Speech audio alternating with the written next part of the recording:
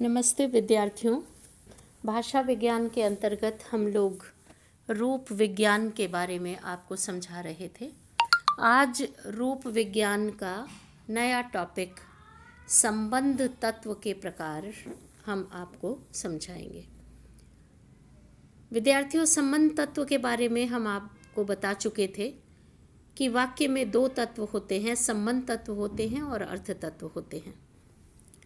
दोनों ही प्रधान होते हैं, लेकिन संबंध तत्व का कार्य है आपस में अर्थ तत्व के साथ संबंध दिखलाना।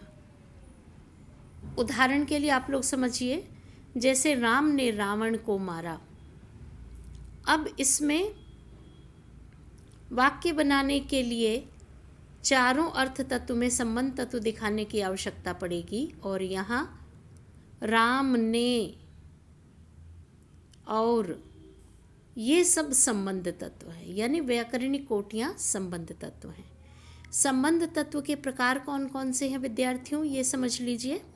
तो संबंध तत्व का पहला प्रकार है शब्द स्थान। शब्द स्थान से तात्पर्य है कि किसी किसी भाषा में शब्दों का स्थान भी संबंध तत्व का काम करता है, और स्थान प्रधान भाषा कई कई देशों की है। जैसे उदाहरण के तौर पर देखिए, एक शब्द है राज सदन, राजा का घर। लेकिन जब सदन राज कहेंगे तो घरों का राजा, यानी बहुत बड़ा घर। अब बदलते के साथ ही अर्थ परिवर्तित हो गया। जैसे एक और उदाहरण है ग्राम मल्ल, गांव का पहलवान, और मल्ल ग्राम, पहलवानों का गांव। यानी अंग्रेजी में भी स्थान कभी कभी संबंध तत्व का काम करता है, और हमारे यहाँ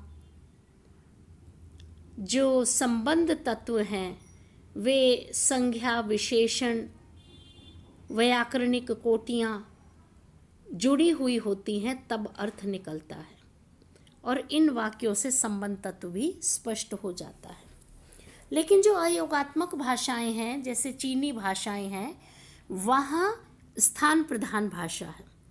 तो स्थान प्रधान भाषा में ये विशेषता होती है कि स्थान से ही संबंध प्रकट होता है। जैसे विद्यार्थियों, उदाहरण के लिए एक शब्द है, वाक्य है नगोतनी, मैं तुम्हें मारता हूँ। अगर इसको हम बदल देंगे, शब्द नीत नगो, तू मुझे मारता है। तो इस प्रकार शब्द स्थान की महत्ता होती है, और यह संबंध तत्व वाक्य में निहित होता है। संबंध तत्व का दूसरा प्रकार है शब्दों को ज्यों का त्यों छोड़ देना या शून्य संबंध तत्व जोड़ना। कभी कभी कोई संबंध तत्व न लगाकर शब्दों को ज्यों का त्यों छोड़ देते ही संबंध तत्व का बोधक होता है।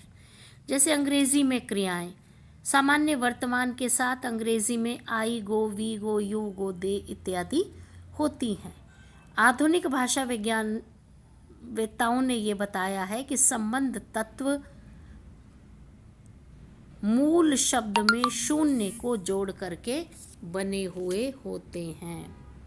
तीसरा प्रकार है स्वतंत्र शब्द। स्वतंत्र शब्द से तात्पर्य है संसार की बहुत सी भाषाओं में स्वतंत्र शब्द भी संबंध तत्व का कार्य करते हैं।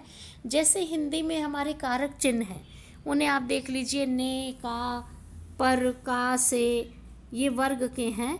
तो इनके साथ वाक्य में प्रयोग करने पर वाक्य का निर्माण होता है, और स्वतंत्र शब्दों का प्रयोग भी संबंध तत्व के लिए होता है। जैसे हिंदी का एक उदाहरण देख लीजिए, अगर पिताजी की नौकरी छूट गई तो मुझे पढ़ाई छोड़ देनी होगी। अगर, तो इसी प्रकार के शब्द हैं। और अंग्रेजी में देखिए टू, फॉर्म, ऑन, इन, ये इसी श्रेणी के हैं। और चीनी भाषा में रिक्त शब्दों का संबंध तत्व दिखाने के लिए यू, को, त्सुंग, ले इत्यादि शब्द हैं जो स्वतंत्र शब्द माने जाते हैं। तो विद्यार्थियों, ये संबंध तत्व के प्रकार हैं और संबंध तत्व के आज हमने 3 प्रकारों के बारे में बताया। शब्द स्थान, शब्दों को ज्यों का त्यों छोड़ देना और स्वतंत्र। आज विद्यार्थियों इतना ही। धन्यवाद।